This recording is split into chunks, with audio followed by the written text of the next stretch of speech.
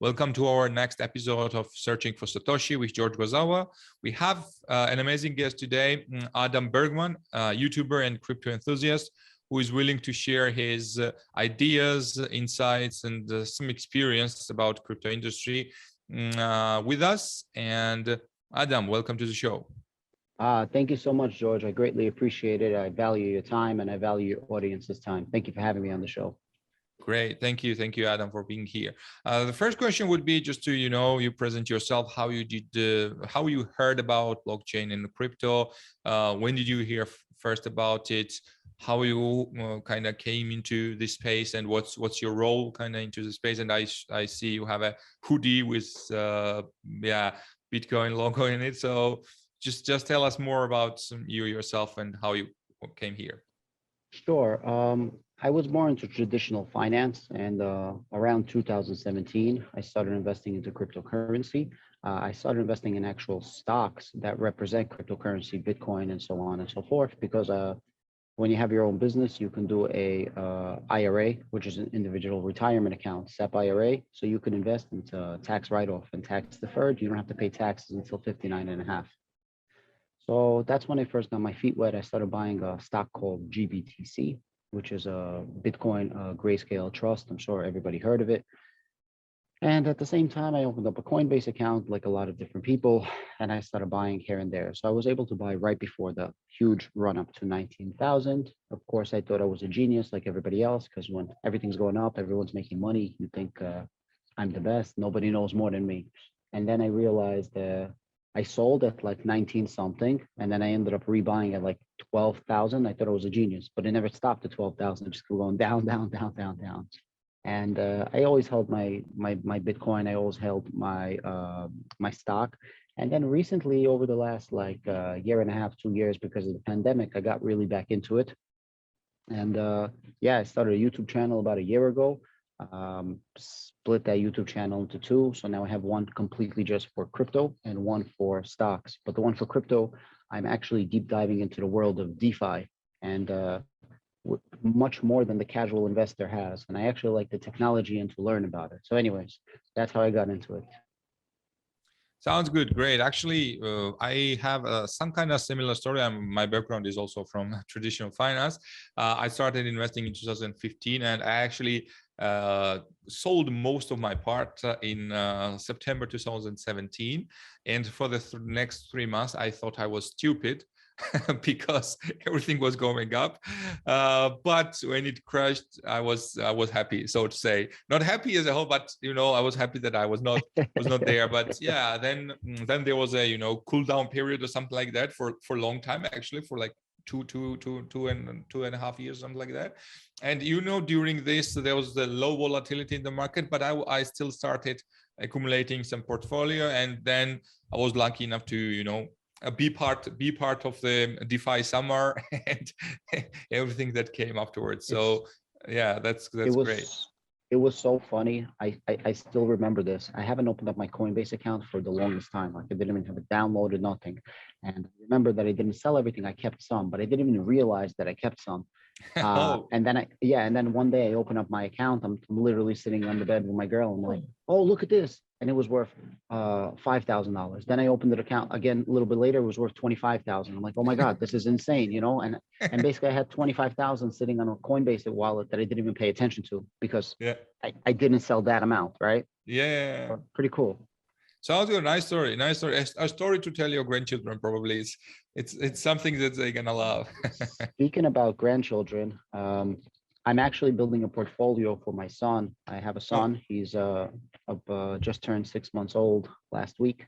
And I made myself a promise that whatever I get in, I'm going to invest to him instead of buying him stupid presents or saving up for college or traditional type.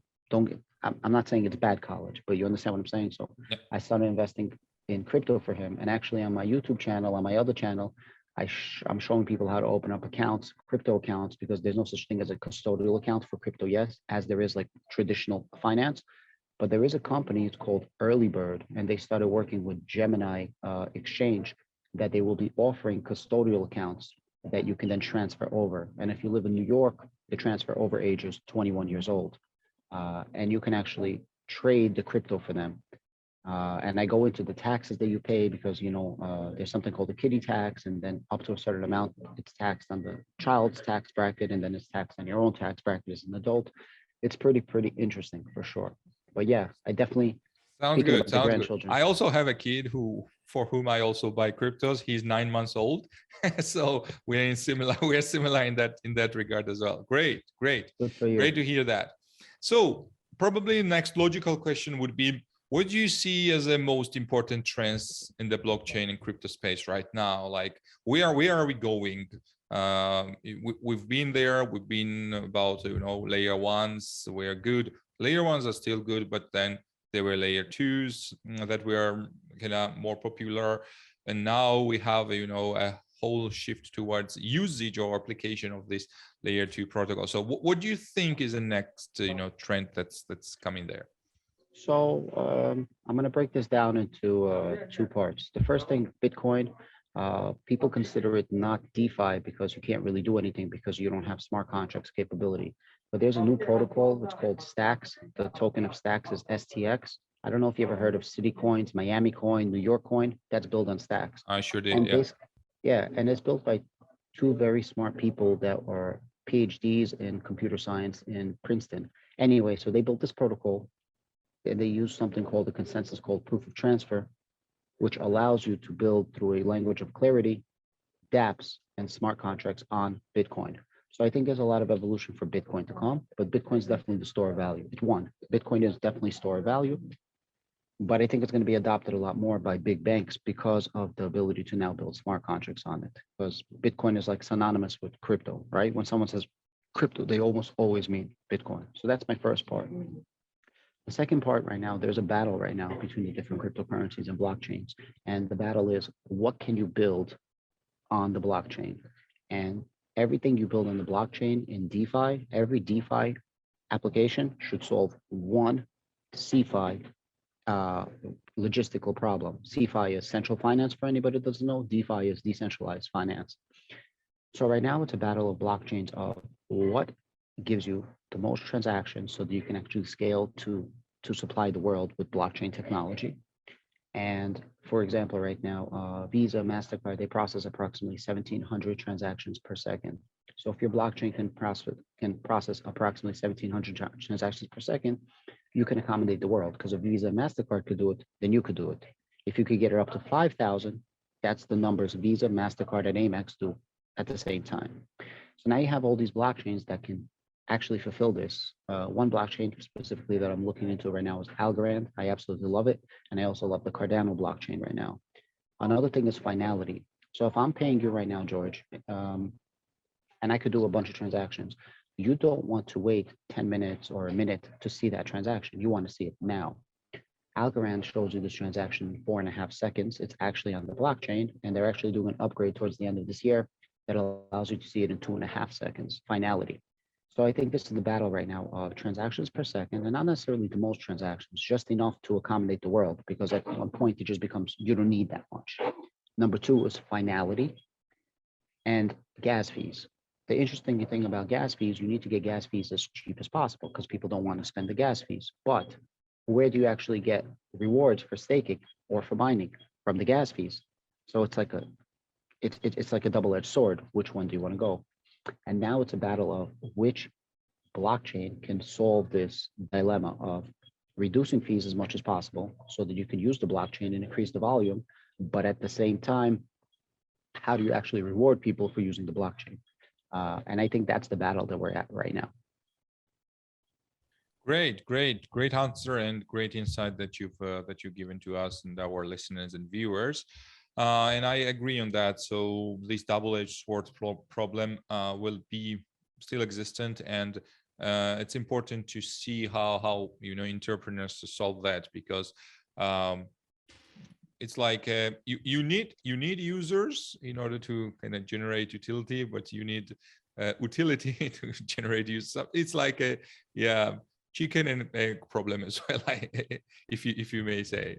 Yeah, great. Another question that actually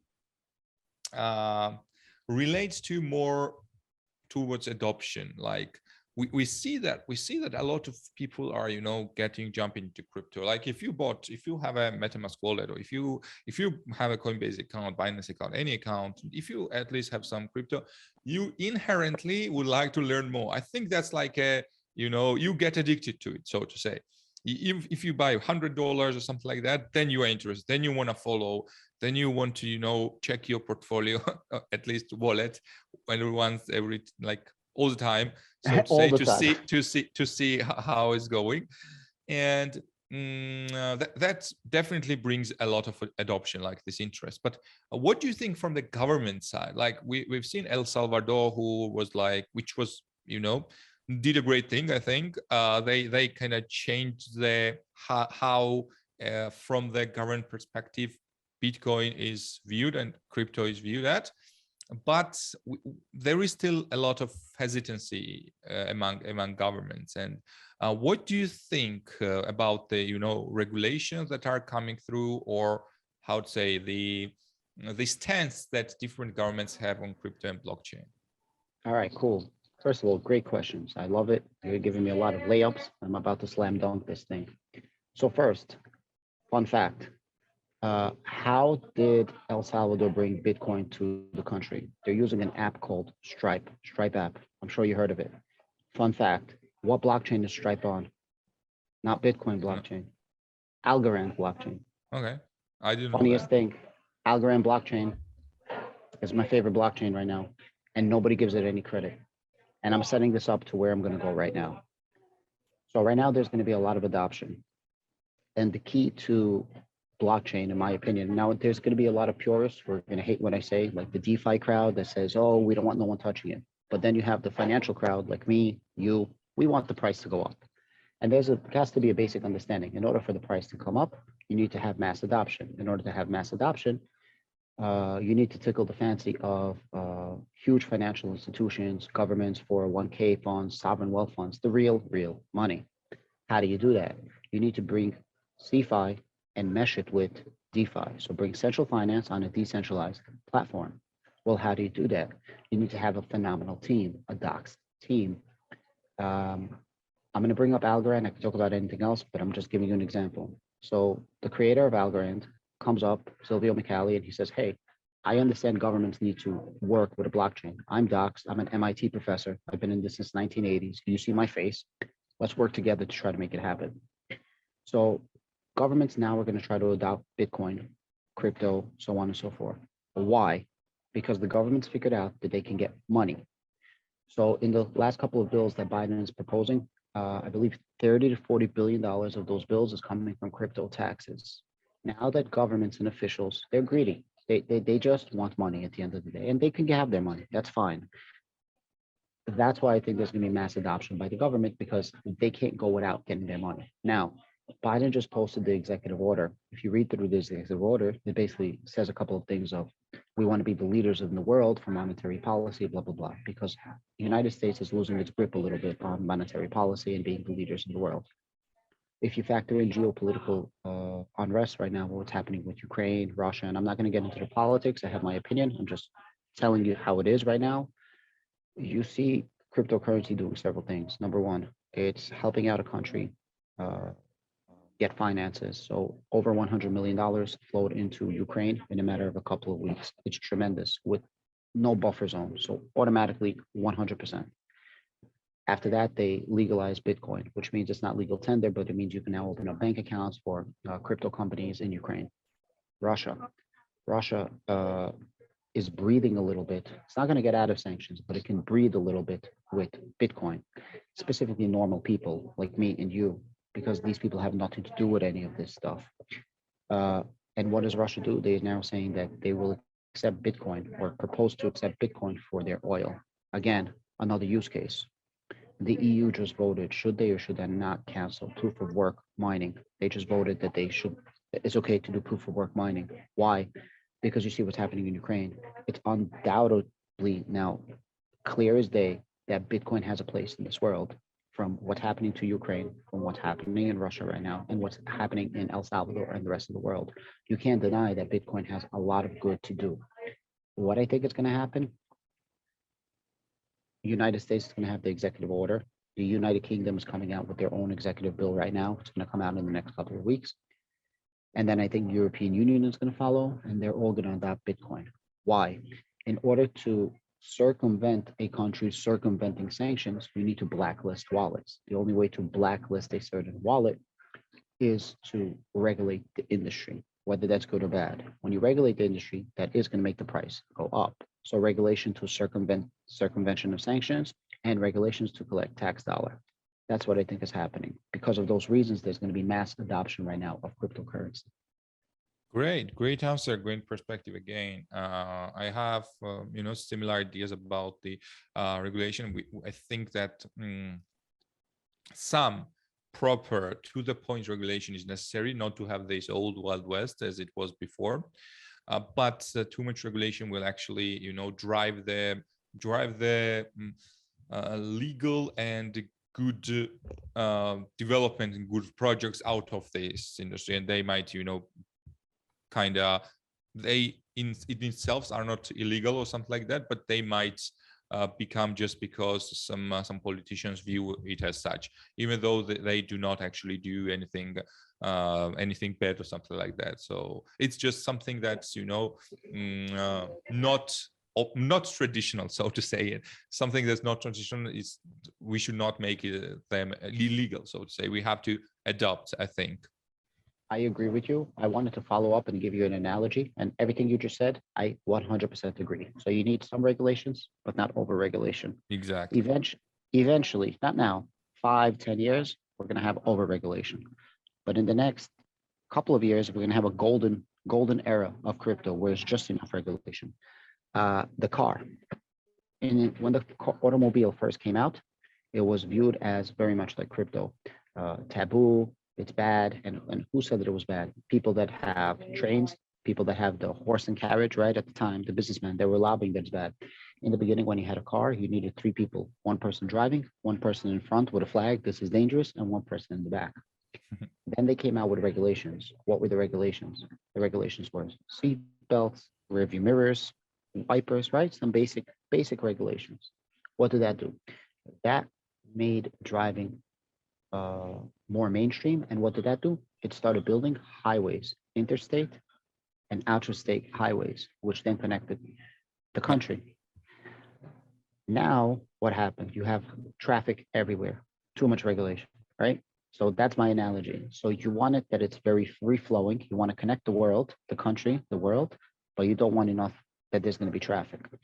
And I think that we will see a very golden age of cryptocurrency in the next 3 to 10 years. After 10 years, I think it's going to start being a little bit more over regulation. But a lot of banks are getting into cryptocurrency. A lot of traditional finance are going into the DeFi space. And eventually, the government is going to be regulating it to get more money. They're not going to be happy with 40 billion. They want 400 billion, Yeah, I agree. Great.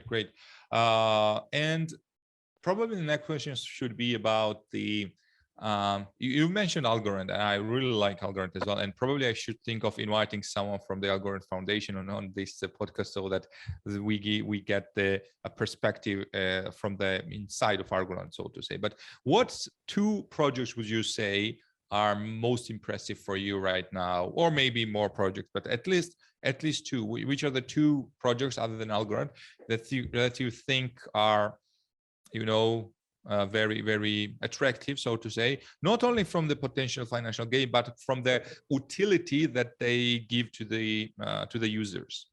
Sure. So I'm going to give you 2 blockchains, and then I'm going to give you 2 specific DeFi projects, if that's okay.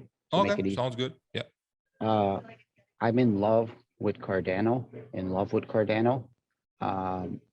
Also, they have an all-star team. One of the founders of Cardano, or the founder of Cardano, is Charles Hoskinson, who was a co-founder of Ethereum.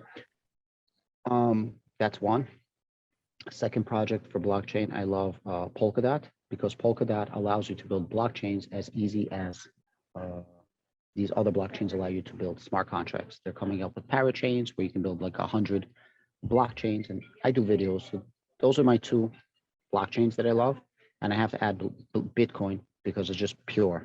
So that's blockchains. Yeah.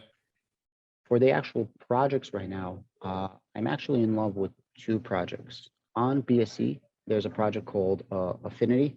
This project is basically, they have something called Adapt, and Adapt is like a Venmo or a Cash App, where if I'm sending you, Georgie, $100 in BNB, whatever, instead of me sending it to your wallet address that's like 64 digits and me putting it in and it's annoying, you have a profile. So my profile is tabs, the Adam Bergman Show. I have my picture there and a little bio. You're literally sending it exactly like Cash App and Venmo. And I believe that in the future, this is going to be adopted by a lot of big businesses, specifically for use cases of Web3. Web3, for anybody that doesn't know, all it is connecting your wallet to a website, and now everything's on the blockchain, as opposed to a central server like Google Cloud or Amazon Cloud, so on and so forth. So that's my number one token play that I really, really like, and they're actually doing amazing things. I get to speak with them all the time. If you ever want them on your podcast, I can get you an interview. They're doing amazing things, and the market cap, only 10 million. So not only do I love the evolution of the project, at 10 million market cap, you could spit on the floor and get 100 million. So I see a huge, right? Like I see a huge, huge growth for this company. Second project that I really like is a project called Lofty. I messaged you on the email, and you can actually buy real estate with your cryptocurrency. It's a DeFi project on Algorand blockchain. It really opened up my eyes, like to see the possibilities. So I actually buy real estate with crypto. You get awarded a token that's unique to your property, your specific property. You cannot trade that token. As the property appreciates, your token appreciates, and you collect rent. So you proportionate to the amount that you own of the property, you're collecting rent. I think that is such an so it's like a fractional real estate, like tokenization or fractionalization of, okay. 100%. I think I heard, yeah, one more project doing that as well. Yeah, I have a real estate background. I own several properties, and I actually did one video to show how to buy, and then I did another video to show my numbers. Like if I was to propose this to you, Georgia, like in real estate, I would say, hey, Georgia, I have a property. Would you like to invest? I would give you a perspective, my numbers and everything. So I plugged in their numbers into my formula, and their numbers make sense. So they're actually doing a really good job. I got to do more research on the LLC, so on and so forth. But listen, everybody has $50. Nobody has 50,000, 500,000, 5 million to invest. It just opened up my eyes for the amount of massive potential that we could build on a blockchain. It's tremendous. And on Algorand, the fee is 0.0001 of an Algorand. So it's like a 1/20th of a penny, the gas fees. So it's pure, So those are my projects. Great. Thank you for that answer. And as we kind of move towards the last question of our podcast, which is a question that is being asked to each and every podcast guest, is who do you think is Satoshi Nakamoto? So that's a question that we ask to anyone, because that's why we're called, the podcast is called Searching for Satoshi. So that's differentiate us from other podcasts. Like is it a group of people? Is it a person? Is it a girl? Is it a boy? What's your take on that? It's probably Joe Biden. No, I'm joking. I think it's a group of people that put this together.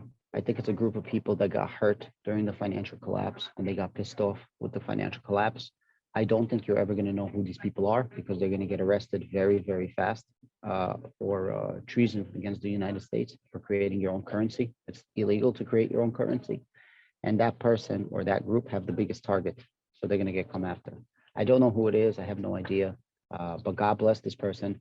And I'm glad that we're able to live the greatest social experiment of our lives because of this group of people or person. Great. Thank you for that answer as well. Yeah, we've definitely had some people who think it's a group of people. We had people who think it's a person. And yeah, in my opinion as well, it's also a group of people. Also, I think that they were hurt in the financial crisis, and but I do not think maybe the financial crisis kind of fastened the way towards the development. But I think these people already had some kind of sparks in their head, little ideas what they wanted, and then the financial crisis happened, and then they kind of it accelerated the thing that they wanted? So interestingly enough, there's a computer scientist. I forgot his name off the top of my head. I did a few videos on him. I believe the year was late 1970s, 1979, and he has a perspective whole paper. And I believe his project was called The Vault, or The Box. I think it's called The Vault. And he literally explained everything that a blockchain would be without saying it's a blockchain, right? Like in theory. And they just said the technology is not here to do that. Then around the whole 1980s, you had the cypherpunk movement. And the cypherpunks were basically me, you, and a bunch of other people that were like talking about this, that, that. And then it came into play. So there was a good, 20 years of culmination of planning for this, of moving forward. So everything you just said is 100%. I think the financial crisis was just like the nail in the coffin. And again, I'm going to plug Algorand because I know you have it. Silvio Micali has been in cryptology of mathematics, winning Turing Mathematics Award, which is like the Nobel Peace Prize in mathematics, since the 1980s. He's been in crypto indirectly since the same time this whole crypto movement started. Love the guy. Great. Thank you, Adam. Thank you for a very interesting talk and episode, interview, or podcast, as we any name. So I think it would be very, very interesting for listeners and viewers to listen to your ideas and takes, and it would be great. Great episode for them as well. So thank you for this. Thank you. I think that's it for today, and thank you for being our guest. Thank you very much. I appreciate it one more time, and God bless. Have a great day, man. Thank you very much.